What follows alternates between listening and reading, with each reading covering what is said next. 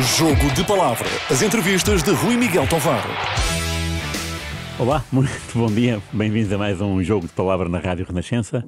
Estamos nos estúdios de Lisboa e desta vez não vamos optar por um jogador da bola, mas sim por um jornalista da bola. Com grande currículo, ele e seu pai, Homero Serpa. Senhoras e senhores, Vítor Serpa, obrigado. Bom dia, muito obrigado. Muitos anos de bola, li muitas crónicas tuas ao vivo e a cores. Eu estava no Record e tu na bola. Sim. E depois li muitas também do teu pai, indo à hemeroteca. Quanto tempo tiveste na bola? Eu entrei na bola...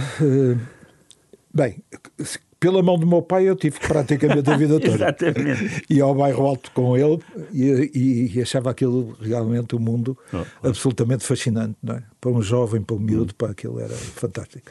E mesmo aquela vida, portanto, a pulsar de todos aqueles jornais que existiam no Bairro Alto, aquilo tornava o Bairro Alto realmente um universo muito especial. Era o Record, o Diário Popular, não? O Record, o Diário Popular, era a Capital, era a República, era a Bola, era, portanto, até ao século, um bocadinho mais abaixo, na rua do século. Sim. Portanto, eram os jornais todos que faziam ali, tinham ali o seu mundo, onde todos nós nos juntávamos, mais no final, depois das publicações, das edições, não é? E ficávamos todos... Eu, por exemplo, aprendi muito de jornalismo na bola, porque se fazia o curso de jornalismo dentro dos próprios jornais. Okay. Sabes que na altura, portanto, eu... de estudante, na minha altura de estudante, não havia cursos de comunicação nem de jornalismo em Portugal. Sei disso. E, portanto, as pessoas podiam fazer outros cursos e depois seriam jornalistas ou não. Muitos deles fizeram-se na tarimba dos jornais. Eu, por exemplo, que fui a minha primeira fase de instrução foi no Diário Popular. Estive no Diário Popular durante 5 anos. Na altura ainda era estudante da Faculdade de Medicina de Lisboa e fui para o Diário Popular. Mas eu diria que na bola, propriamente, que o primeiro contrato que eu fiz é um contrato em part-time no dia 1 de abril de 1974. 24 dias da Revolução. Ok. Foi desde essa altura. Ai. E foram quantos anos ao todo? Portanto, eu saí da bola, sair da bola como diretor, depois ainda tive um tempo como a escrever, como cronista, mas eu saí da bola sensivelmente em 2022, por aí, portanto, entre 74 e 2022, são muitos anos. Quase 50 anos. Só de diretor foram 30 anos como diretor, 92 a 22. E qual foi a tua primeira reportagem fora da redação, que era o mais comum na altura, mas lembras-te da tua primeira? A primeira reportagem fora da redação foi para o Diário Popular e foi marcada pelo Aurélio Márcio. Fui fazer a Assembleia Geral do Caselas. E então a Assembleia Geral o Caselas tinha a Assembleia Geral marcada para as 9h30 da noite. Com aquela instrução de que se não tiverem tudo, portanto, meio de sócios e tal, depois meia hora depois. E eu fui para lá, para aí eram 9 horas, já lá estava. Aquilo começou para aí às 11, porque entretanto iam chegando as pessoas, iam bebendo um copo no bar e tal. E eu fiz a Assembleia Geral do Caselas como se fosse a Assembleia Geral do Inter de Milão. E, portanto, levei a noite depois, a noite fora, a escrever a Assembleia Geral do Caselas. No dia seguinte de manhã, entreguei aquilo ao Diário Popular, ao Aurélio Márcio. O chefe de secção do Diário Popular era o Viriato Mourão. Claro. Então não sei. Um grande jornalista também. Sim. Então não sei. E então eu fiquei um bocado decepcionado porque de todos aqueles pormenores que eu fui buscar à Assembleia do Caselas, nenhum saiu, claro, e saíram 4 coisas a dizer que foi aprovada as contas de 4 linhas ou 5 da Assembleia do Caselas. Mas nessa altura a Assembleia do Caselas saía nos jornais. Engraçado. Porque é engraçado, sabes que havia umas escolas muito típicas, e devo dizer que a primeira fase é a fase da escola do Diário Popular, porque é a fase do Aurélio Márcio que tem a escola Ricardo Ornelas. Era a escola da informação. Por exemplo, eu às vezes dizia ao Aurélio Márcio: Aurélio, desculpe lá, mas isto que me está a dizer para eu escrever, eu já li, já saiu ontem em vários jornais. E ele dizia, mas não saiu no Diário Popular. E o leitor do Diário Popular tem direito a conhecer a história pelo Diário Popular. Sim, sim, sim. E, portanto, ele tinha uma perspectiva da informação que era uma perspectiva muito curiosa, muito interessante. Sim. E, inclusivamente, foi a primeira pessoa a dar-me a noção de que a notícia de proximidade, por vezes, é mais importante daquilo que nós possamos pensar de uma outra notícia que tem outra dimensão, mas que não é de proximidade. Sim. E, portanto, são os fatores que comandam um bocadinho as decisões depois, que comandavam, naquela altura, as redações dos jornais. E qual foi o teu primeiro jogo de futebol, já que estamos aqui a falar da bola? Olha, eu recordo-me que talvez aquele que mais curioso que eu retenho assim na memória, eu fiz alguns jogos de futebol, comecei por fazer jogos de futebol para o Diário Popular, inclusivamente fazíamos os jogos de futebol para a edição da tarde do Diário Popular de domingo. O Diário Popular saía às 6, 7 da tarde, os jogos eram às 3 e nós dávamos os jogos por telefone. Tínhamos uma manivela no telefone, dávamos à manivela e atendiam da redação do Diário Popular. Dessa redação, aí havia alguém que ia anotando aos tantos minutos, era uma coisa muito de relato. Claro. Aos tantos minutos a bola oposta, ou não sei o quê, estou para fora, ou não sei o quê, tal, o gol, não sei o quê. E, portanto, dávamos a edição da tarde do Diário Popular, trazia os jogos todos. Depois nós vínhamos para a redação e escrevíamos a crónica para o Diário Popular de segunda-feira. Era uma crónica, daí aprendermos que há uma diferença entre aquilo que é o relato, Sem dúvida. mesmo para o jornal, claro, e a crónica, que é uma coisa mais trabalhada, mais pensada, mais interpretativa do jogo. Sim, não é? claro. E, portanto, eu fiz vários. Fiz muitas vezes o Oriental. Ei. Fiz muitas vezes, ainda no velho campo da Azinhaga dos Alfinetes. Fiz o... Estive lá ontem a ver o Oriental Faf para a taça. Olha, pronto. E foi aí, por exemplo, a primeira vez que eu vi jogar o Iazalt no campo do Era pelado Oriental. Pelado, campo pelado. Muitas vezes o Sacavenense, e quando cheguei à bola, pedi ao meu pai e ao Vítor Santos para não me marcar crónicas do Belenenses, porque achava que ainda não estava suficientemente capaz de ser totalmente isento.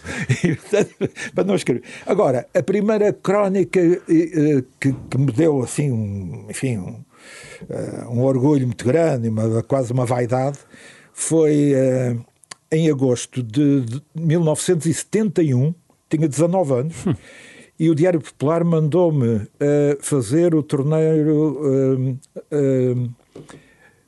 Teresa Herrera. Okay. E, portanto, eu fui para a Espanha com uma cunha absolutamente louca, porque estava em idade da tropa. Portanto, havia a guerra colonial. Não tinha ainda ido à tropa porque tinha espera, digamos assim, por causa da Faculdade de Medicina. E eu acabei por ir, não foi assalto, mas foi com o patrocínio de um tipo da fronteira que conhecia o meu pai. E pronto, e era assim que as coisas se faziam. E eu, portanto, jurava por minha honra e por tudo que, evidentemente, que ia, mas voltava, não ia depois, claro. Não seguia caminho até Paris, mas foi pela, assim, palavra dada, que eu fui pela primeira vez ao estrangeiro fazer um jogo de futebol. Teresa Herrera. Isso era final só ou era meias finais e final? Era meias final e final. Pois. Meias finais e finais. E havia algum representante português? Ou... Havia o Benfica, ganhou o torneio, e foi a primeira vez que eu estive com o Vítor Santos, que era o enviado especial da bola. Ok. Há bocado falaste do Diário Popular e eu lembrei-me, claro, o jornal vespertino. E eu queria que aqui dissesses, para ficar um documento sobre o que era um jornal vespertino, como é que era trabalhar para um jornal vespertino. Tu agora disseste ias a um jogo de futebol, que era às 3, acabava às 5. Sim. O jornal fechava às 6.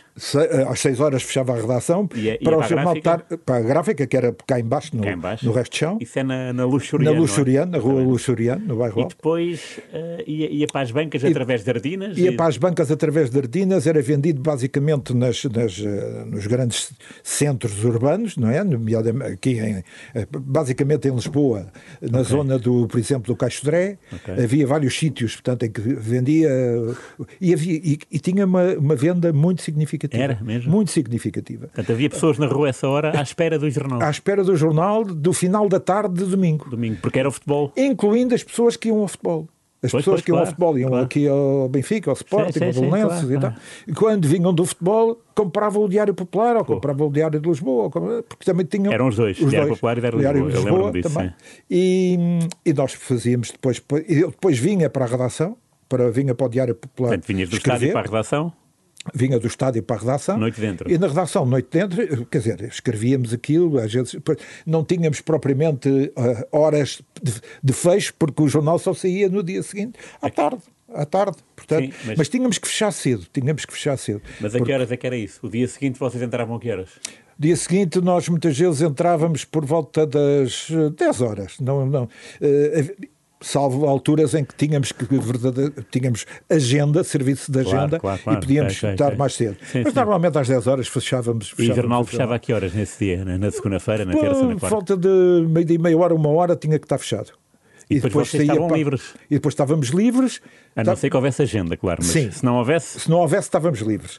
E depois, raramente ficávamos lá à tarde. Porque a maior parte das reuniões... Naquela altura não havia propriamente reuniões de redação. Não havia reunião aguda ainda. Não havia.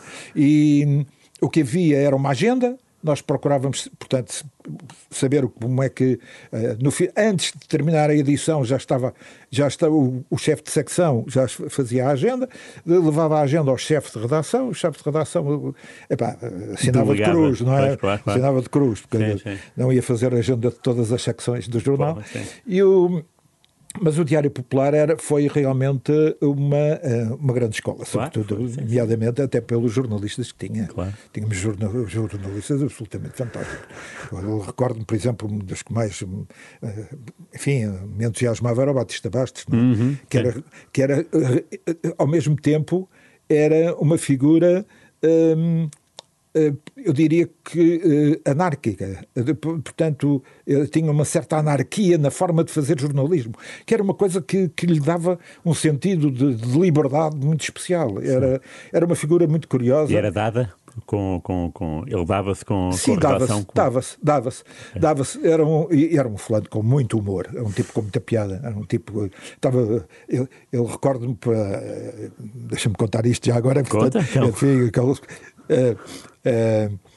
o Batista Bastos estava muito ligado ao Partido Comunista naquela altura também, estamos a falar depois já na fase de 75, por volta dessa altura, e o Diário e o Batista Bastos encontrava raramente, digamos, o Estado-Maior do Partido Comunista. Sim. Mas estava-se bem, conhecia até das suas lides de jornalista, e encontrou o Álvaro Cunhal, e deu-lhe um abraço e disse: camarada Álvaro, isto agora... Teve aquela excitação dos anos de 74, 75, não é? Da Revolução, o auge da Revolução.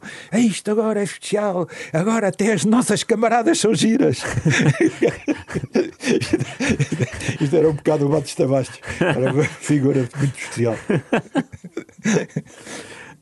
E como é que foi a mudança para a bola? Que é outro registro, que o jornal tem que sair durante a noite. Portanto, tinha que estar nas bancas da madrugada. Sim, isso, e aí... Ressentiste ou foi uma alegria? Não, foi uma alegria.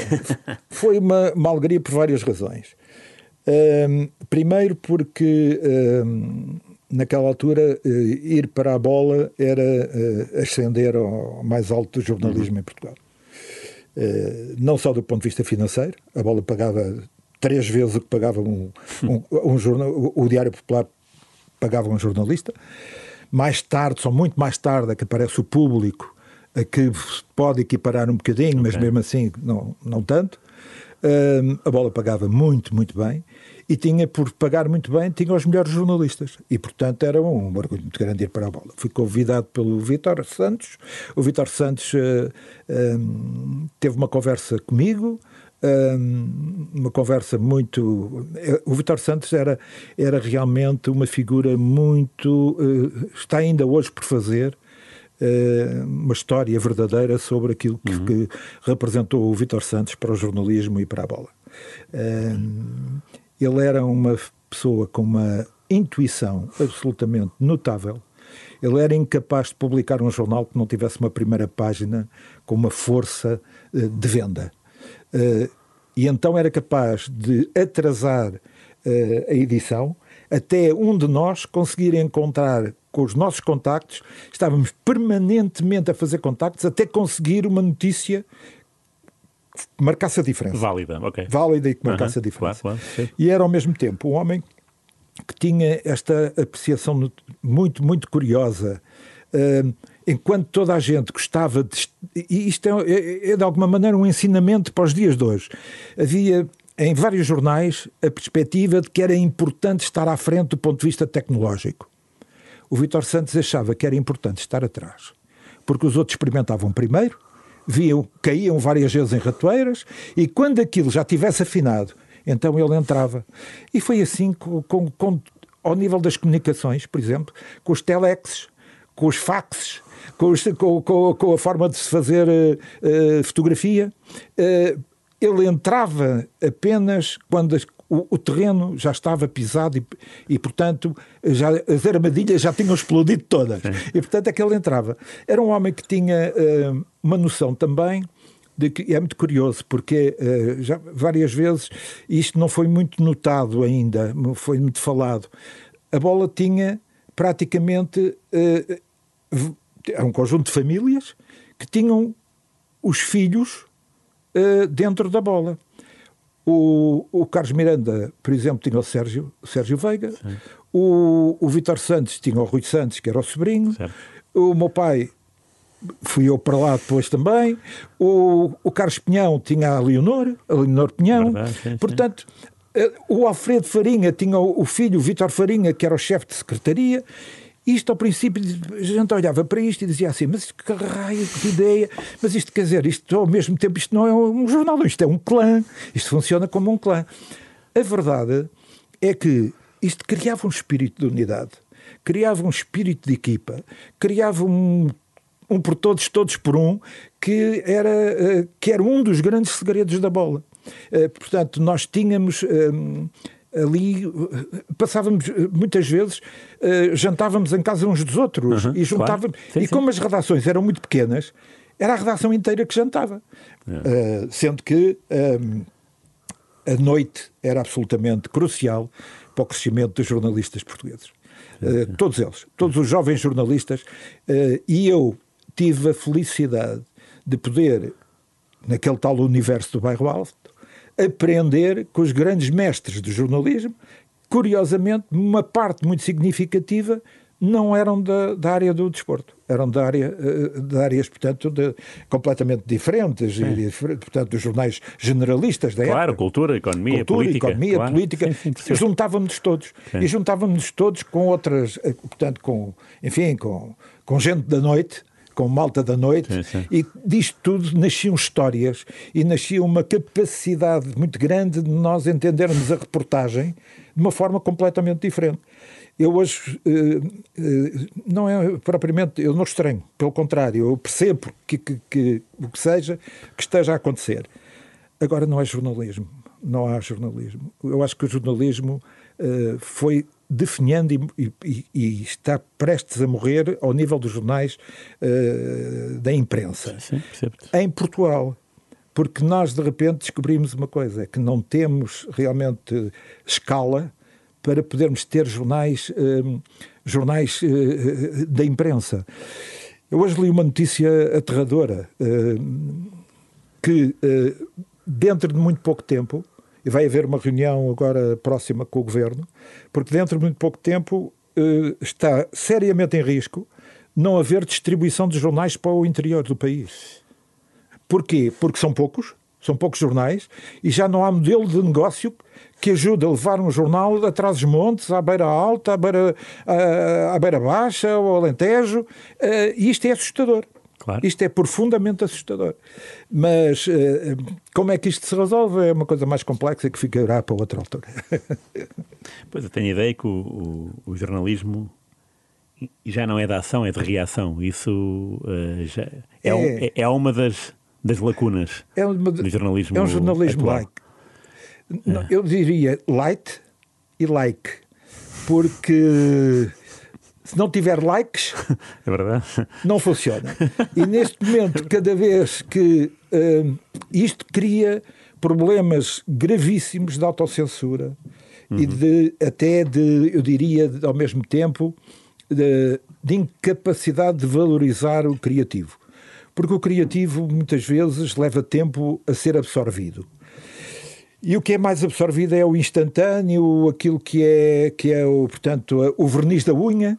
E, portanto, quando se está a escrever uma notícia e, ao mesmo tempo, se coloca a notícia no site e, ao mesmo tempo, se olha para que lugar é que a notícia ficou, se ela sobe ou se desce, no panorama daquilo que é, enfim, o conceito de jornalismo popular, é tremendo, porque nós corremos o risco que as verdadeiras notícias desapareçam praticamente de circulação. Sim, claro, é verdade. Na bola, como é que era o teu estilo de vida, o vosso estilo de vida? Entravam na redação a que horas, saíam a que horas, o jornal a que horas é que saía? É assim, portanto, quando eu fui diretor, eu fiz uma alteração profunda por uma razão. Eu dizia que a única maneira de homenagear aqueles que eram os grandes mestres do jornalismo era não os copiar. Essa era a maior homenagem.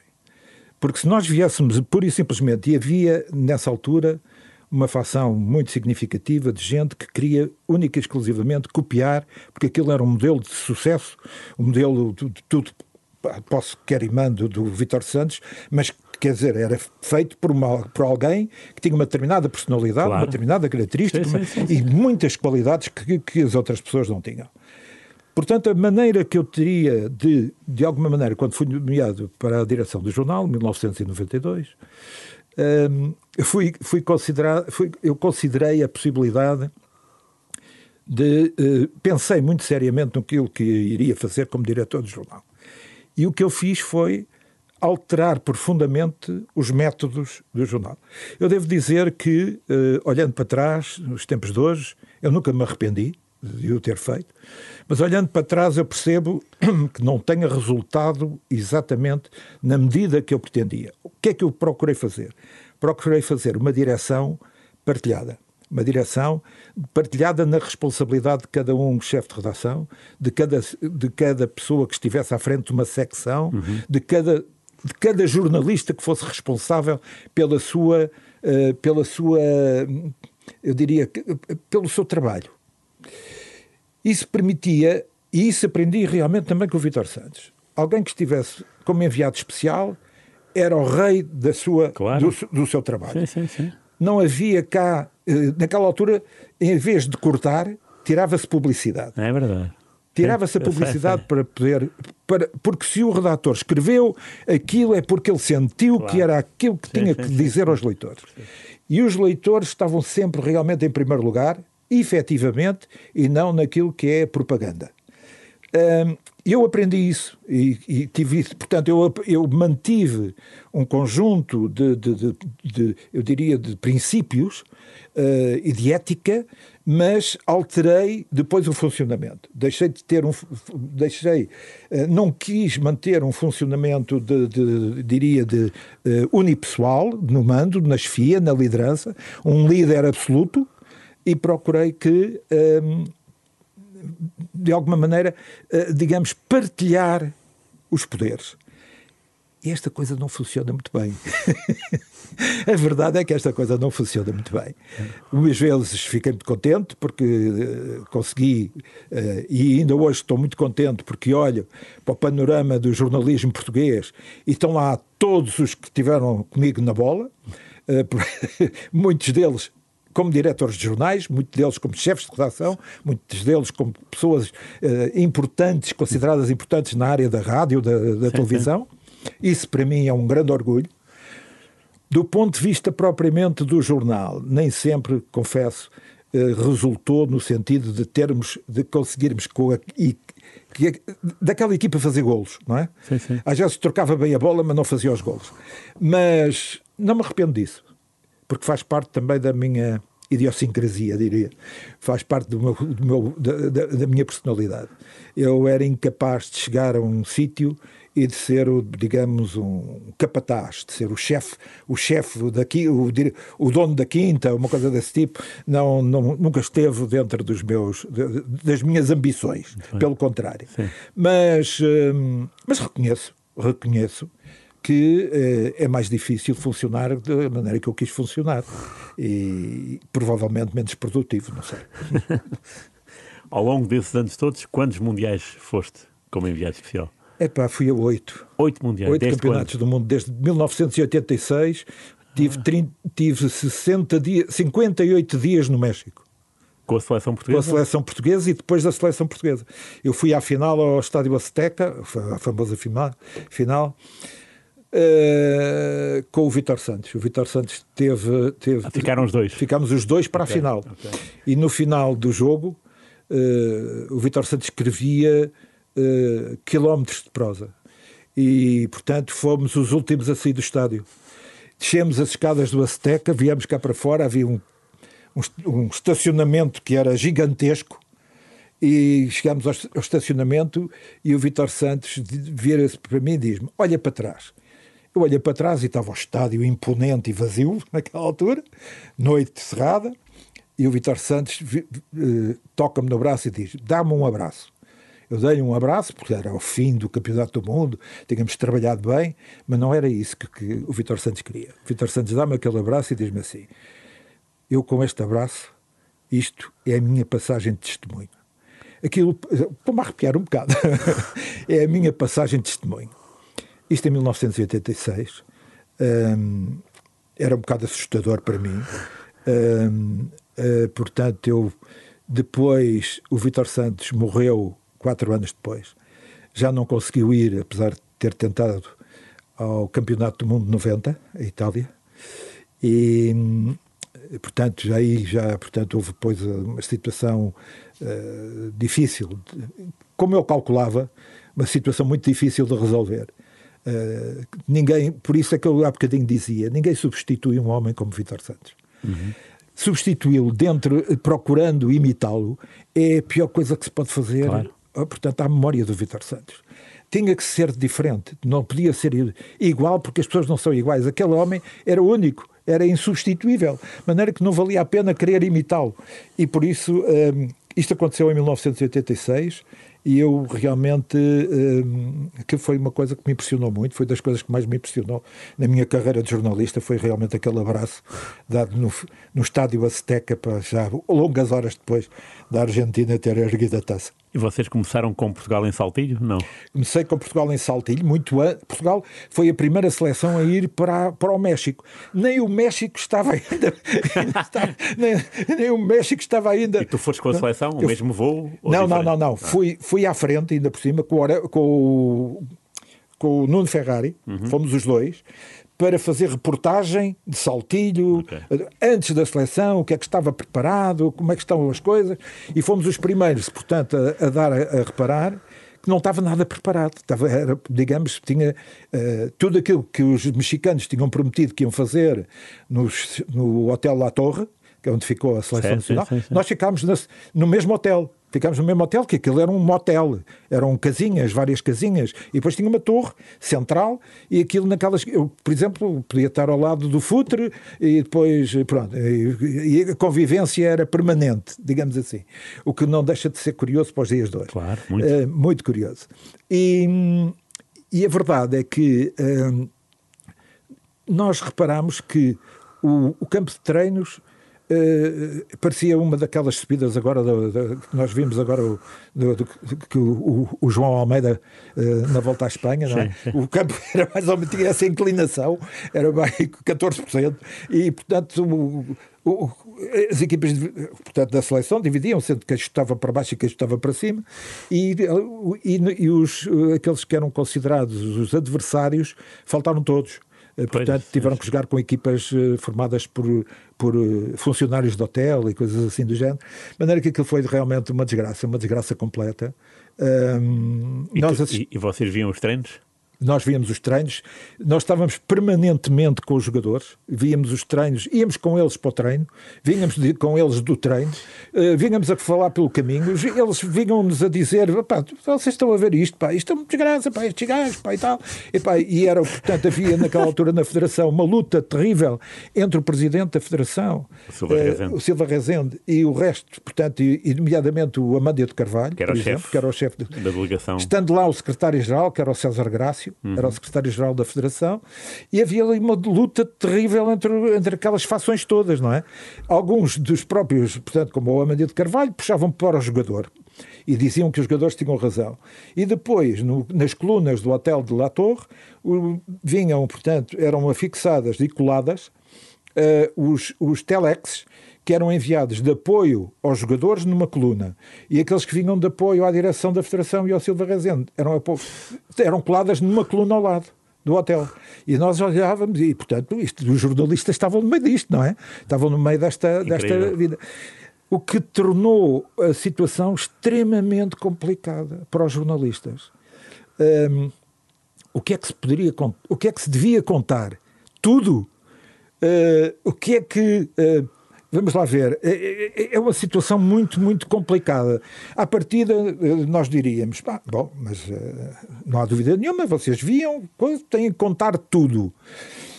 Mas o contar tudo era, naquela altura, os jornalistas faziam parte do grupo. É terrível. Contar tudo era também trair o grupo.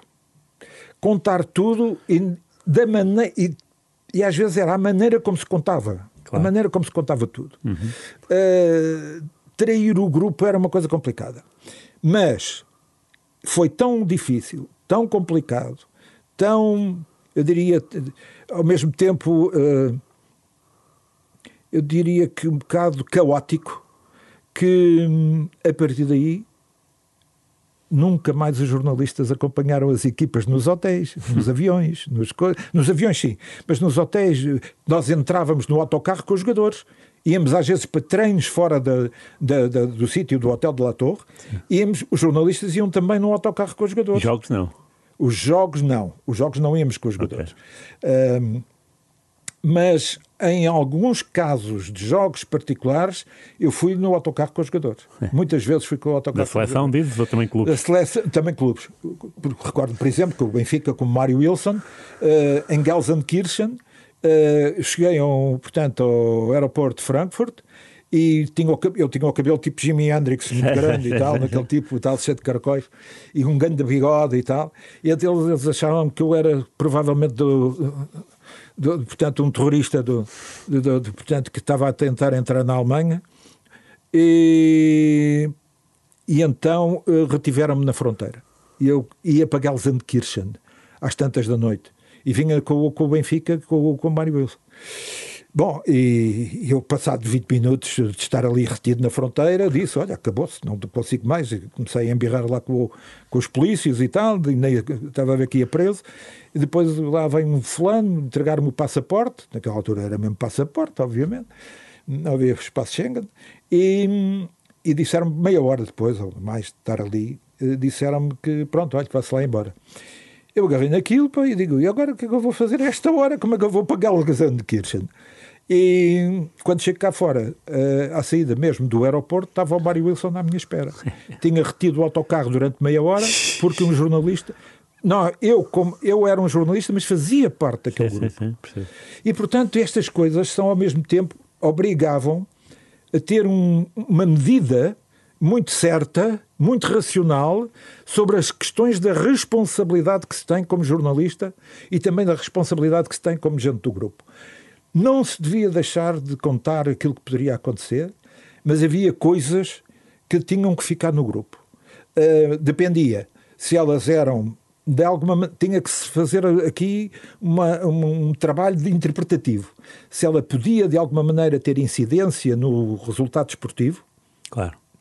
Ou se eram coisas do tipo que sai à noite e que encontra uma rapariga, o jogador, que sai à noite e que tal, e que não sei o quê, que saiu do hotel e que não sei o que mais, e que foram ver e que não estava lá, e que por acaso nós soubemos. Epá, vamos lá ver. não são coisas que se pudesse... E daí esta questão era-nos colocada muitas vezes. No dia da lesão do Bento, estavas lá? No dia da lesão do Bento eu estava lá, era dos poucos que estava lá. Porquê?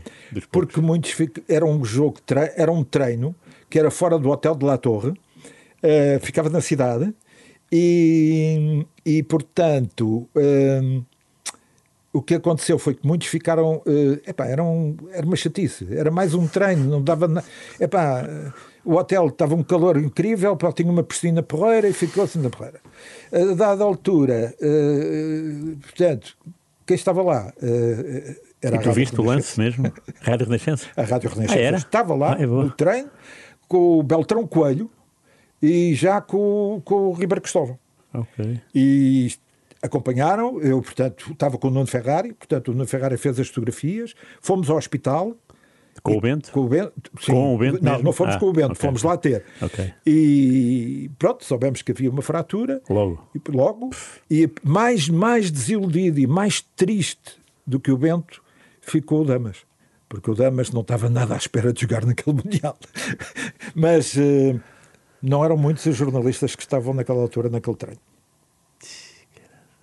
E Portugal é eliminado. Não, antes de Portugal ser eliminado. Eu sei que a Inglaterra estava perto de Portugal. Estava em frente, estava do outro lado do hotel, estava do outro lado da estrada. Exato. E conviveste com o Bobby Robson? Sim. Fui lá e falei com eles e fiz uma grande reportagem com eles e falei com o Bobby Robson, falei com os jogadores. Antes do nosso jogo. E impecável? Não, impecável. Uma entrevista, mas não é preciso marcar por... Não, pronto, não podíamos mandar um mail, não é? Em 1986. Íamos lá, batíamos à porta, falávamos com o Bobby Robson, dizíamos, olha e tal, sou jornalista da bola e tal, sim senhor e tal. Então, e o que quer? Gostava de falar com este, com aquele e tal, não sei o quê. Pronto, e lembras com quem é que falaste? Já não me recordo. Lineker, não? Provavelmente Lineker. Era porque nós escolhíamos logo... Eles estavam habituados, os jogadores, não havia mal nenhum, quer dizer, não era preciso fazer daquelas coisas. Claro. Primeiro não tinham que pousar atrás dos painéis de publicidade, à frente dos painéis de publicidade. Portanto, estavam em cuecas ou estavam estavam como estavam. O hotel era mais organizado? Era um hotel mesmo? Era mesmo um hotel, não era um motel. Okay. Era um hotel.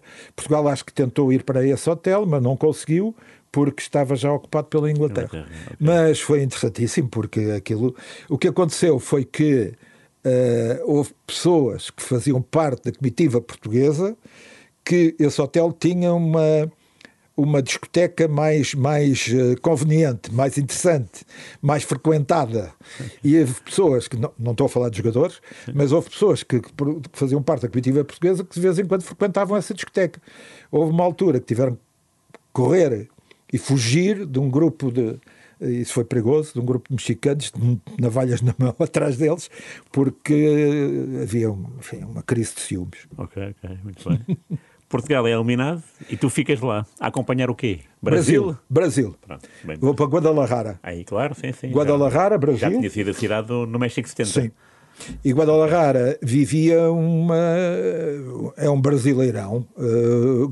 Guadalajara adorava o Brasil e foi muito triste quando o Brasil foi para casa, não é? Grande jogo, fantástico jogo. Viste esse jogo? Vi esse jogo, escreveu para a bola. E Brasil é a mesma coisa que a Inglaterra? Chegar lá, bater à porta, falar com o Tele Santana? Sim, não era difícil. Até porque o Brasil, estamos a falar de qualquer jogador, nós podíamos ir ao treino. E no final do treino, eu recordo-me, por exemplo... O treino aberto já agora. Treino aberto sempre, o treino todo. Estávamos na bancada a ver os treinos todos. Víamos o treino todo, no final os jogadores tomavam banho, vestiam-se. Eu ainda sou do tempo em que nós entrávamos para os vestiários. Eles estavam a tomar banho e a gente ia entrevistá-los. E a ficar com as notas salpicadas. Aqui em Portugal. Nacional. Sim. No caso do Campeonato do Mundo, nessa altura havia, portanto, uma abertura total para podermos conversar com os jogadores, com os treinadores, que falávamos muito com os treinadores. Eu aprendi muito de futebol por causa de falar com os treinadores. Eu, por exemplo, quando ia ao Porto, ficava sempre no Hotel Batalha, que era o hotel do Futebol Clube do Porto, do Pedroto, e de toda a equipa, Pinta Costa e tal, toda aquela gente. E ficávamos até às 3, 4 da manhã, invariavelmente a conversar. No hall do hotel. No hall do hotel. Os jogadores iam para os quartos, e nós ficávamos a conversar. Não no hall do hotel, ou às vezes no bar. No bar, muitas sim. vezes no bar. Claro. Para conversar, a beber um copo, eles jogar às cartas. Havia também jornalistas que entravam e jogavam às cartas. Eu por acaso não fazia isso. Mas pronto, conversava, falava com eles e portanto, nós entendíamos. Eu recordo-me, por exemplo, que havia um treinador que me ensinou imenso sobre futebol, foi o Pavic. O Pavic, eu adorava falar com o Pavic. Ele explicava... Ele falava bem português? Falava razoavelmente espanhol, um género espanhol. Okay. Falava bem. E nós conseguíamos entender e perceber, às vezes, determinado tipo de situações que de outra maneira não eram perceptíveis. Claro. Algumas, portanto, que eram muito interessantes. Ericsson, por exemplo, era um homem extremamente aberto. Ele dizia muitas vezes que não há segredos, quer dizer, isto não segredo para quê? Quer dizer, não, isto é fácil. Portanto, o facto dele, ele, por exemplo, trouxe para Portugal a ideia de que o treino de futebol se faz com bola, não se faz sem bola, portanto, e havia mesmo quem dissesse, dando, portanto, uma imagem engraçada, que, por exemplo, havia muitos treinadores que punham os jogadores a correr à volta do estádio, subir bancadas, certo, não sei o quê. E havia, por exemplo, uma pessoa que me dizia, um bocado à imagem do Ericsson, um grande pianista, para se preparar, não corre à volta do piano. E o que é verdade, quer dizer, ele tem que criar realmente mecanismos e coisas e exercícios em que consiga atingir aquilo que ele pretende do ponto de vista digamos, do exercício físico, da preparação física e tal, mas nunca perdendo o contacto com a bola. É interessante o facto de nós aprendermos muito, e eles aprendiam muito connosco. Porquê? Porque o treinador hoje, muitas vezes, não tem a perspectiva do jornalista é a perspectiva, muitas vezes, do espectador. E é um espectador interessado. Ao contrário daquilo que se possa pensar, a questão da isenção do jornalista não está num jornalista português ficar insensível quando Portugal ganha a final do Campeonato da Europa à França. Sim, claro, isso é verdade. É o português que está ali e que tem que ter uma visão jornalística, mas de uma visão objetiva de um português. Eu costumo dizer, eu muitas vezes dizia isto, e explicava isto também aos meus jornalistas. Vocês reparem, por exemplo, há um sítio que é paradisíaco, uma imagem lindíssima, um vale fantástico, um rio que passa lá embaixo. A imagem de quem está embaixo junto ao rio, ou a imagem de quem está em cima na montanha, é uma imagem diferente, mas os dois, objetivamente, podem falar da paisagem. Mas é uma imagem diferente, é uma paisagem diferente. Percebo-te. Nesse Mundial do México ainda, Maradona, falaste, era fácil? Eu com Maradona tenho uma das melhores histórias da minha vida. Então chuta. Antes do Campeonato do Mundo de Espanha, o Vítor Santos mandou-me fazer um campeonato de natação, que era uma taça latina de natação, em Buenos Aires. E eu fui fazer a taça latina de natação a Buenos Aires. Enviado especial a Buenos Aires para a taça latina de natação. Quanto tempo? 20 dias. Passagem pelo Rio de Janeiro, viagens depois para o coisa. Pronto, encontrei no Rio de Janeiro um grande camarada nosso que também era freelancer e fotógrafo e tal, que era o Paulo Teixeira, e foi comigo também, foi coisa, para fazer as fotografias, e um dia o Vítor Santos telefona-me para Buenos Aires e diz-me: Vítor, deixa lá isso da natação, metes-te num carro, vais para Tortuguitas, que é o sítio de estágio da seleção da Argentina, e vais ter com o Menotti. Vais ter com o Menotti, logo aí já é uma proeza. É uma proeza. Vais ter com o Menotti, falas com ele, e vês o que é que podes fazer de reportagem e tal, não sei o quê. Não. Eu vou. Porquê? Porque a Argentina, entretanto, estávamos em plena Guerra das Malvinas. Uhum. E a Argentina, porque os Estados Unidos da América apoiavam a Grã-Bretanha, da senhora Thatcher, o que acontecia era que a Argentina ditatorial, naquela altura, ditadura, resolve aproximar-se da Rússia para poder receber informação privilegiada. Russa? União Soviética. Claro. Informação privilegiada sobre os submarinos, onde é que andavam os submarinos ingleses, não é? E então combinam um jogo em Buenos Aires, seleção da Argentina, seleção da União Soviética. Okay. E vão jogar em Buenos Aires. E eu vou a Tortuguitas, aproveitando o facto de haver esse jogo, fui para Tortuguitas fazer uma reportagem. Quando vou fazer a reportagem, fico a ver o treino da Argentina no relevado, junto à linha de lateral. E do meu lado jogava um rapazinho, que por acaso era o Diego Armando Maradona. Que era realmente... Ver o Maradona não é no estádio, é ver o Maradona a 2 metros, a pegar na bola, aquilo era uma coisa absolutamente fascinante, quer dizer, uma pessoa ficava ali embasbacada a ver aquilo. Era ainda um miúdo, aliás ele acaba depois por ir com a seleção sub-21, não vai com a seleção, ainda não joga esse campeonato do mundo, que é o campeonato de Espanha, do mundo de Espanha, 82. Não, ele joga, não joga, é o de 78. Não, joga de 78, exatamente. Sim. E o que é que acontece? O Maradona, eu resolvo querer fazer uma reportagem com o Maradona. A fazer uma reportagem com o Maradona, vou ver, portanto, o Maradona sai do campo e tal, vão tomar banho, eu vou para uma sala, ia-me dirigir a uma salinha que há perto do balneário onde estava a seleção da Argentina. Já tinha falado com o Menotti, claro, a pedir autorização, e também combinei com o Menotti fazer uma entrevista, claro. Uma enorme entrevista com o Menotti, e de repente vejo o Maradona a ir para o lado contrário dos jogadores. E eu vou atrás para ver para onde é que vai o Maradona. E vai comigo o Paulo Teixeira. E o Maradona mete-se num carro onde estava a namorada, ainda dentro do complexo desportivo da seleção. Eu vejo aquilo, venho-me embora e digo, pronto, mas o Paulo Teixeira resolveu ficar e resolveu fazer de paparazzi. Não sei como é que foi, pronto, se calhar qualquer coisa, um sexto sentido, o Maradona deve ter percebido qualquer coisa. E veio para trás, e com um ar muito zangadíssimo, com toda a razão, devo dizer, e eu ao princípio não percebia muito bem, porque eu não tinha percebido que o Paulo Teixeira tinha ficado. E o Paulo Teixeira chega ao pé de mim e depois diz-me, tenho pessoa que acho que eu estava ali, mas tu ficaste lá a tirar fotografia. Tirei umas fotografias dos gajos, ele estava no carro com a namorada e tal, disse, o que tu foste fazer? O gajo já não vai falar. E não falou, claro. Não, não falou para o jornal. Naquele dia não falou para ninguém, porque estavam lá também jornalistas argentinos e tal. Agora, o resto falou tudo. Toda a gente falou.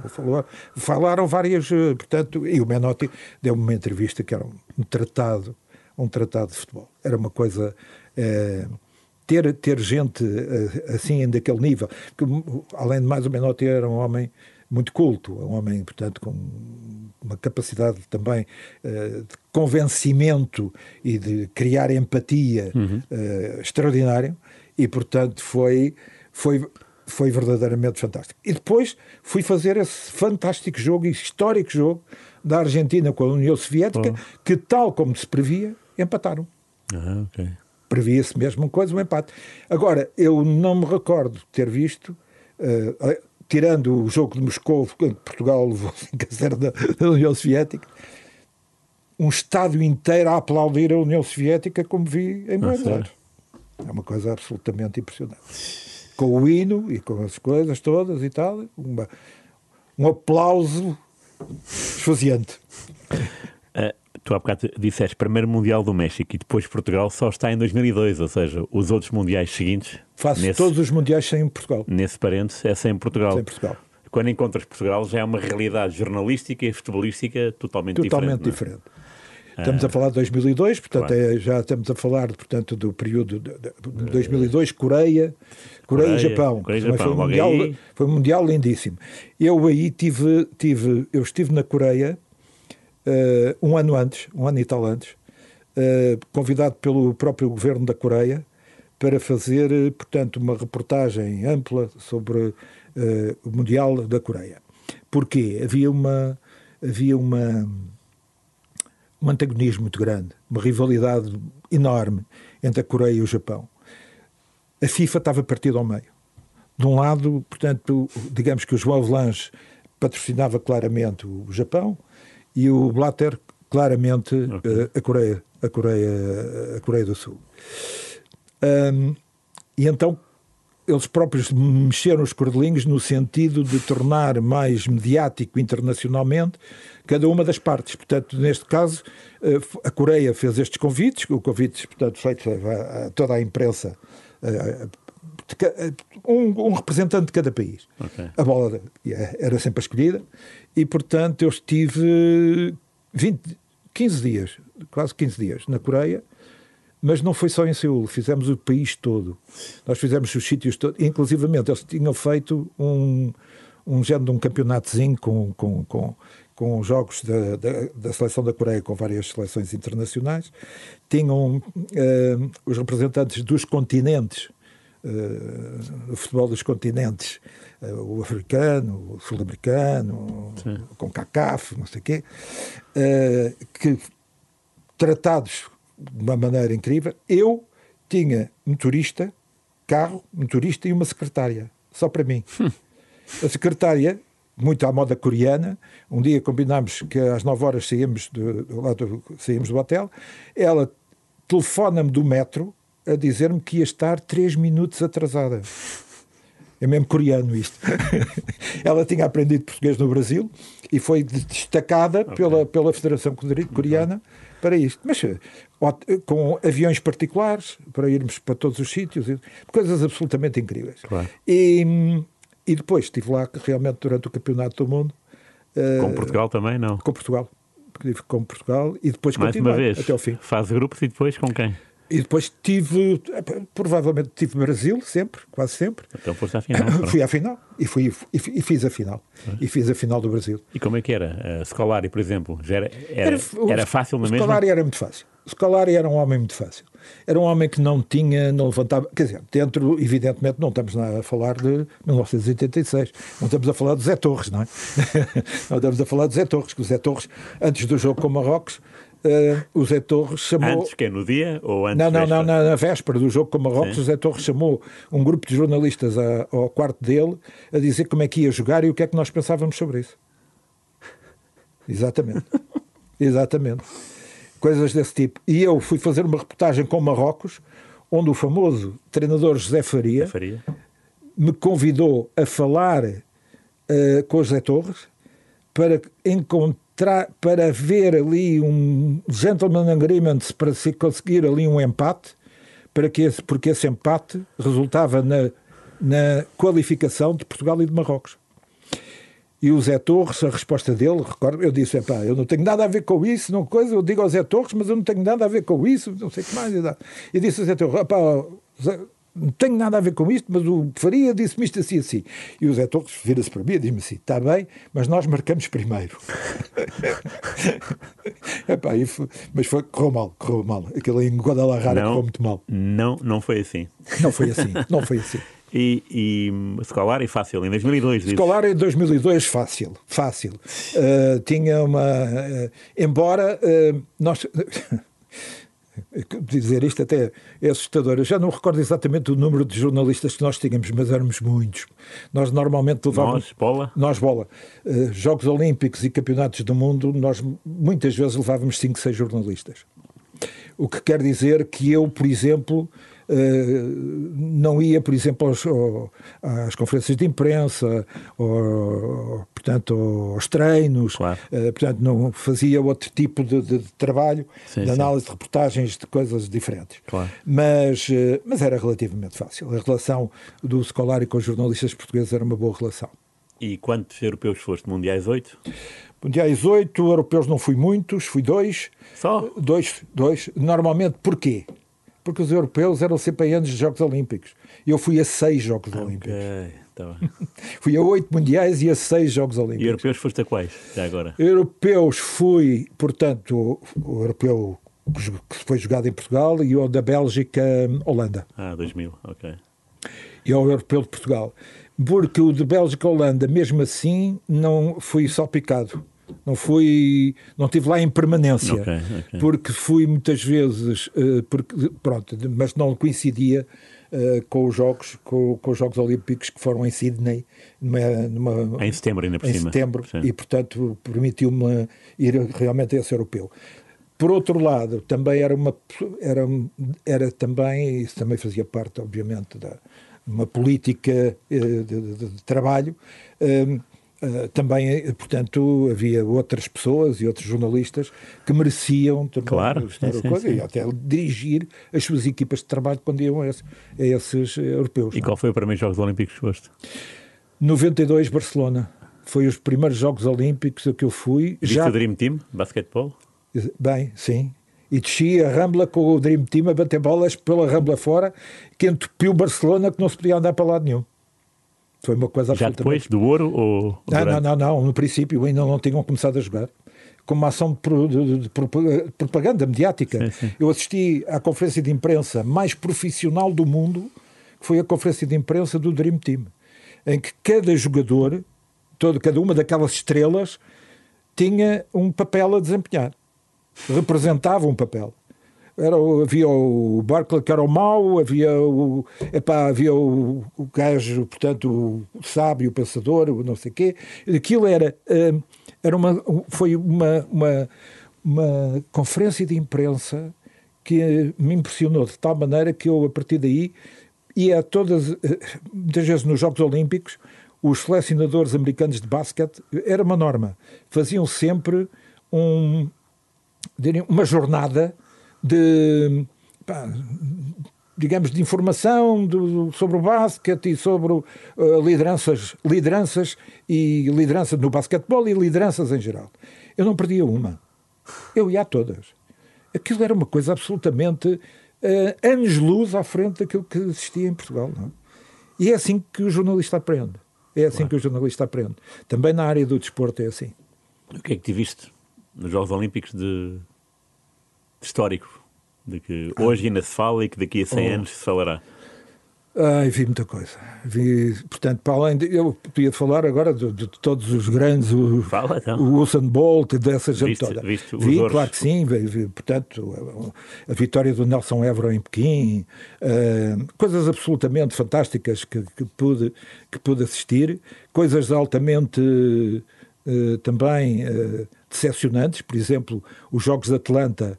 Eu estava com uma equipa grande em Atlanta, mas resolvi cobrir primeiro, na primeira fase, o futebol, na expectativa que, evidentemente, o futebol não fosse à fase final. O futebol vai à fase final, vai jogar as meias finais, e eu vi a vitória da Fernanda Ribeiro pela televisão, numa estrada, à altura, portanto, da prova, parei num bar de estrada para ver na televisão, e recordo-me que olhei e fiquei entusiasmadíssimo com a vitória dela e gritei e fiquei entusiasmado com aquilo, e a rapariga do bar vira-se para mim: o que é que foi e tal? Eu sou português e a portuguesa ganhou a medalha de ouro, e ela ficou assim a olhar para mim, mas aqui, sabe que aqui na América a notícia é quando não somos medalha de ouro, dizia ela. Um bocadinho também o nariz para cima. Mas recordo... Isso para ir ver o Argentina-Portugal na meia-final dos Jogos Olímpicos. Para ir ver a Argentina-Portugal na meia-final dos Jogos Olímpicos em Athens, que era uma cidadezinha para uns quilómetros. Portugal nunca jogou em Atlanta. Ninguém jogou, não é? Ninguém jogou em Atlanta. Athens foi a fase final, foi toda em Athens. E jogámos em Miami com a França, não foi? Jogámos em Miami. Em Miami há um desvio de um avião e o nosso hotel... Era, portanto, com vista para o aeroporto. Então eu fiz a reportagem para a bola, a única reportagem portuguesa que há sobre esse desvio de avião no aeroporto de Miami foi feita pela bola por mim. Desvio terrorista, dizes? Quer dizer, viu à distância, não é? Porque é uma distância grande. Sim. Mas via o movimento todo, porque o avião ficou, curiosamente, completamente isolado, evidentemente, Claro, mas num lado do coisa. Portanto, eu vi depois os passageiros a saírem, essas coisas e tal, e fui relatando à medida que ia vendo, com a televisão ao lado, para me dar alguma informação mais Claro, próxima, claro, mas ia relatando aquilo tudo para o jornal. Ia fazendo a reportagem, que não tinha nada a ver, obviamente, da área de futebol. Tal como, por exemplo, para mim, eu acho que é histórico, a reportagem dos Jogos Olímpicos de Sydney, não é? Por causa da Cathy Freeman, que a vitória dela era a vitória de um país e a vitória de um país especial que queria dizer ao mundo que os aborígenes eram bem tratados pelos australianos. Okay. Tem a ver muito, e portanto, se um jornalista da área do desporto não está preparado para entender a realidade do mundo, escolha outra coisa. Claro. Sim, ou seja, pode escolher desporto, mas não escolha jornalismo. Percebo, sim. O problema era esse. E, portanto, os Jogos Olímpicos de Pequim. Perceber a ideia do governo chinês abriu tudo. Nós podemos andar pelos sítios todos sem problemas. Mas nos primeiros dias não tínhamos acesso à internet. E quando foi libertado o acesso à internet, já tinha acontecido a abertura dos Jogos, porque eles sabiam que estava previsto uma grande manifestação anti-Pequim, por causa também do Nepal e de vários... e cortaram a internet. O escândalo, o barulho, tudo, coisas, salas de imprensa pelo ar e não sei o quê, mas a verdade é que de repente aparece a internet, mas já tinha acontecido. Estávamos em plena manifestação, nos jogos e pronto. Agora, era uma declaração muito direta daquilo que a China queria representar no mundo. Eficiência, modernidade, claro, espírito até quase evangélico, capacidade de entender o mundo de uma forma aberta. Todos estes movimentos... Nunca se fizeram os Jogos Olímpicos que não tivessem uma intenção muito óbvia, muito especial, muito específica, política. E, portanto, quando se vem dizer... o jornalista desportivo e o desporto é uma coisa, a política é outra. Esqueçam. Então. Olhem agora para os exemplos daquilo que aconteceu em relação aos atletas russos, que não puderam participar em muitas coisas, e aquilo que se discute agora sobre os atletas de Israel. E, portanto, nós temos que estar preparados, eu continuo a dizer nós, porque o jornalista nunca se reforma, temos que continuar sempre preparados para entender muito para além do offside e do penalti. Sim, sem dúvida. Tu agora falaste em 2 países. Alguma vez te viste envolvido no meio de uma guerra, num país? Vi-me envolvido no meio de uma guerra que foi a Guerra das Malvinas, que era uma guerra que era dramático, porque fecharam os bancos e, portanto, fecharam os supermercados. Houve pressentiu-se uma pressão terrível, tremenda, na população, não é? Medo, terror até, se calhar, porque de repente ficaram sem contacto com a alimentação, com coisas fundamentais, não é? Para o aeroporto havia barreiras com correntes de picos, portanto que o autocarro tinha que parar de 100 a 100 metros para tirarem as correntes para poder passar, e todas essas situações foram realmente complicadas. Estavas sozinho aí ou estavas com...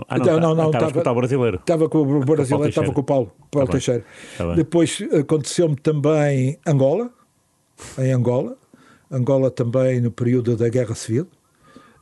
Foi complicado porque eu fui para fora de Luanda e fomos até... eu recordo-me que havia quase como que uma fronteira MPLA-UNITA na zona portanto, a norte de Luanda, naquilo que eles chamavam a fazenda tentativa. Aquilo marcava ali um território, portanto, entre a UNITA e MPLA. Foste lá fazer o quê em Angola, nessa ocasião? Fui convidado também para ir a fazer um torneio de handball, que era o torneio da TAP. Okay. Fizeram porque queriam manter relações amistosas e tal, e aquilo, como sempre acontece quando há dificuldades, as coisas começam pelo desporto. Digamos, a diplomacia começa pelo desporto. Então a equipa da TAP de handball tinha o Brito e tinha vários jogadores e tal, assim, boa equipa. Até não sei. E foram jogar a Angola, um torneio. E a TAP convidou os jornalistas também para ir, e não fui só eu, foram vários jornalistas. E levaram-nos, portanto, depois aparecem sempre aqueles portugueses e tal, querem vir, vamos ver ali, coisa. Bom, a dada altura já estávamos do lado de lá, já tínhamos passado a barreira, a última barreira que o MPLA tinha, já estávamos do lado da UNITA, aquilo já não foi muito fácil, mas pronto, enfim, safámos-nos. Mas dava, quer dizer, uma tensão grande, não é? Uma tensão terrível. De resto, aprendi também uma coisa. Os Jogos Olímpicos, desde Barcelona 92 também, houve sempre o cuidado dos governos de então falarem com as organizações violentas. Uhum. Eu não lhes chamaria terroristas, mas chamaria violentas. Em alguns casos, eventualmente terroristas. E desde 92 que isso aconteceu. Um acordo feito com a ETA, com o Samaranch, em que, apesar dos cuidados que foram existindo, as coisas foram organizadas de maneira que não... Claro. Portanto, correu tudo na mais perfeita segurança. Mas não correu por acaso. Sim. Não correu por acaso. Londres 2012 foi fantástico, mas não foi por acaso. Foi fantástico, não foi por acaso.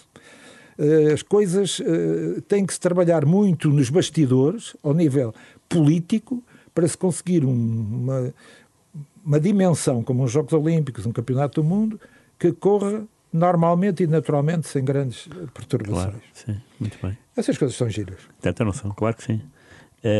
Já aqui falámos de muitas coisas. Sucessos europeus de equipas portuguesas. Porto em Viena, estavas lá? Estava. Não, Porto em Viena não. Estava com o Porto em Gelsenkirchen. Isso estava, com o Mourinho. Exatamente. E estava em Manchester. Também. Manchester-Porto. Okay. É aí que o Porto começa a ganhar a final. É verdade, sim. Com o gol do Costinha. E finais do Benfica, europeias, aquela Viena também, Estugarda. Final de Estugarda.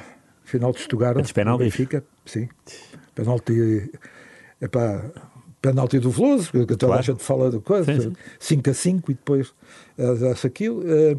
E mais, agora conto mais uma história. Bora? Ficamos cá para isso. Olha, eu fui ver o jogo do PSV, antes da final com o Benfica. Eu fui com o Tony ver a final. Era o treinador do Benfica na altura. Treinador do Benfica. Fui com o Tony ver o PSV jogar com o Roda para a taça da Holanda. Estive com ele e aluguei um carro e o Tony veio comigo. Viu o jogo, eu fui escrever aquilo para a bola, mas entretanto também trouxe o Tony e o Tony eu vinha para Lisboa e o Tony diz-me, e eu digo, então amanhã queres que eu te vá buscar e encontramos e tal, e o Tony diz, não te posso estar a dizer isso, não podes escrever. Eu amanhã vou a Paris. Mas vais a Paris fazer o quê? Vou falar com o Arthur, que era o Arthur Jorge. Vou falar com o Arthur. Vais falar com o Arthur, mas porquê? Conversar com ele. Sabes que, o gajo tem a experiência também internacional, é bom, também somos amigos, gostava muito de falar com ele. Eu não vou divulgar isto, que tu vais para Paris. Mas vou contigo para Paris. Deste boleia para Paris? Não, dei boleia. Fomos no avião para Paris. Tive que ir comprar um bilhete, não é? Para ir para Paris. Estava previsto fazer Amsterdão-Lisboa. Faço Amsterdão-Paris e vou com o Tony para a casa do Arthur Jorge, juntos. A mulher do Arthur Jorge, nessa altura, portanto, que depois faleceu, estava muito doente e estava no quarto, o Arthur estava lá sozinho e nós entramos e tal, e ficámos na sala e ficámos ali umas 2-3 horas a conversar com o Tony, a falar sobre como é que pensava criar condições para que o Benfica ganhasse aquela equipa fabulosa do PSV, tendo o Benfica uma equipazinha de trazer por casa. E eu assisti àquilo. Assisti à conversa, o que é que o Arthur Jorge disse ao Tony, o que é que o Tony disse ao Arthur Jorge, como é que ele, por exemplo, recordo-me perfeitamente uma coisa que se pode dizer, o Arthur Jorge dizia, não caias no erro de só defenderes, tu tens que lá ir, tens que ir lá à frente, tu tens que lá morder os gajos, se não vais morder os gajos, tu estás feito. Não, tens que os assustar mesmo. Epá, e várias coisas deste tipo, portanto, que conversaram e coisas, meter erro, fazer aquilo. Epá, e isto, quer dizer, evidentemente que eu depois escrevi algumas coisas sobre isto, mas não escrevi a parte mais técnica das coisas, porque eu também estava ali, quer dizer, enfim, porque havia um pacto, um pacto de confiança que não se podia quebrar. E esse pacto de confiança era fundamental para nós até termos sempre acesso às fontes. Claro. Era decisivo. Óbvio. E, portanto, assisti a essa final 2 vezes, desta maneira e de outra. E não sei, taças ou EFAs, mesmo que não impliquem equipas portuguesas, tenho uma memória muito interessante da Taça das Taças do Futebol Clube do Porto com os Juventus. Em Basileia, porque é interessante? Porque tive a oportunidade de entrevistar o Platini. Okay.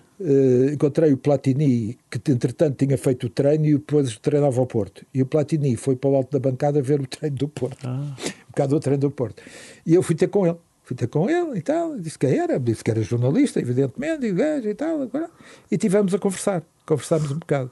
E para além de conversa, acabei por fazer uma pequena entrevista. E nunca mais me esqueço daquilo que o Platini naquela altura me disse. Eu dizia, portanto, que deve ser um orgulho e tal, aquelas coisas. Sempre coisa, ter uma equipa agora como a Juventus, ser um dos melhores jogadores do mundo e tal, não sei o quê. E ele, a dada altura, diz-me assim, mas sabe uma coisa? Eu tenho saudades dos outros tempos. Porque eu agora jogo futebol. Mas tenho muitas saudades do tempo em que jogava a bola. A bola, já não sei. E isso está escrito na bola, antes dessa final do Porto com os Juventus. Onde eu fui com o Santos Neves. O Santos Neves era digamos, o chefe da reportagem, foi ele que escreveu a crónica, e nós íamos para fazer reportagem e equipas. Íamos fazer a reportagem das equipas. É também o jogo em que já vai o Moraes e não vai o Pedroto. Exatamente, sim, claro. Há bocado falaste de Pedroto, Eriksen, queres recordar mais algum treinador que tenhas conhecido em Osda? Há casos muito engraçados. Mário Wilson também falaste. Mário Wilson, sim. Hermann Stessel, um postaria que foi mal visto um bocado e que era um homem fantástico, um tipo absolutamente extraordinário. Um dos com quem também aprendi muito, Alejandro Scopelli. Fui com ele pelo Diário Popular aos Estados Unidos em 1973.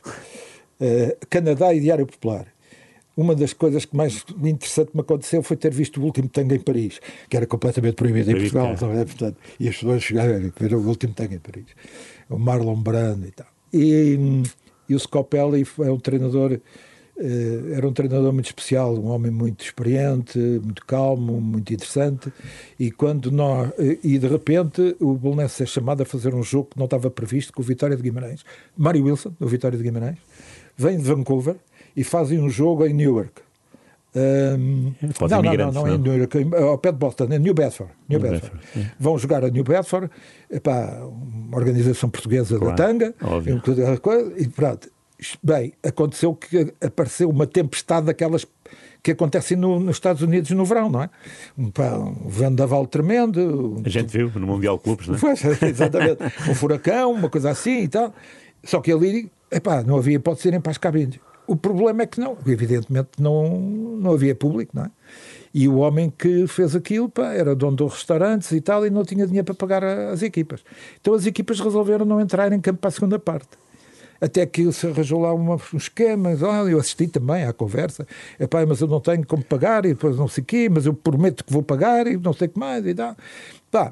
Lá entraram para a segunda parte, lá fizeram o jogo na segunda parte, num monte de vendavais, e depois havia um problema. O Belenenses tinha um jogo depois, não era no dia assim, mas 2 dias depois, e tinha que ir para Toronto. O problema é que os voos estavam todos cancelados, mas aquele era um voo privado. E era um voo privado em quê? Num DC-3. Era um avião da guerra, daqueles aviões inclinados, um DC-3, 2 motores, e o comandante, lá convenceram o comandante, e o comandante levantou o voo. levantou o voo bem. O avião parecia de papel. Dava para um lado, para o outro. Numa altura dá um estouro, rebentam as luzes. Todos nós pensámos que íamos todos morrer naquela altura. E o Scopelli mandou abrir as garrafas todas do whisky que havia no avião e distribuir pelos jogadores. Foi assim que ele resolveu o problema do medo, antes que algum entrasse mesmo em pânico e fizesse ali um disparate. Claro. Whisky para todos, à descrição e não sei o quê. Coisas assim desse género. São coisas... são memórias fantásticas. Não é? E, portanto, claro. não se esquecem. São inesquecíveis, realmente. Coisas fantásticas. Olha, muito obrigado, Vítor. Isto estaria por mais uma hora e mais duas. Provável. Agora, começámos em 74, acabámos em 73. Estás a ver? Muito obrigado por mais uma sessão, Vítor Serpa. Obrigado, senhoras e senhores. Até para a semana. Jogo de palavra. Pode sempre ver rr.pt no site da rádio, ou então Spotify, YouTube. Muito obrigado também ao Ricardo Fortunato e ao Rui Glória. Foram os homens que estiveram envolvidos neste programa. Até para a semana.